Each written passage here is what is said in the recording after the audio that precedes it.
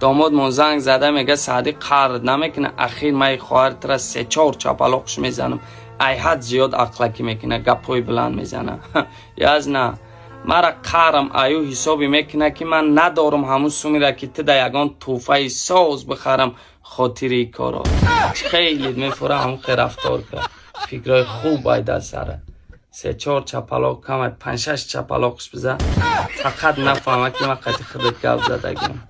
اون موجود زبان دراز من خودم قصد دارم.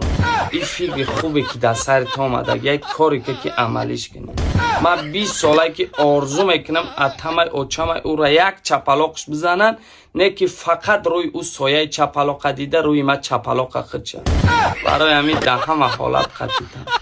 یکی با کاری نکنی که زنگم بزنی سعدی خانه تون خالیه، مرا زنم دفن کده ای خانه شما بیام، یا تلفنم کنی که بیام مرا بنلی سبب دست پام شکستگیه، یا زدیش هم با کاری نکنی که قهر کنه بخیزه خانه ما بیان. نه کم ترک جون گرفتم 20 سالی که همون زنی ته در خانه ما بود، اولی ما گوشت دیدگی نبودم.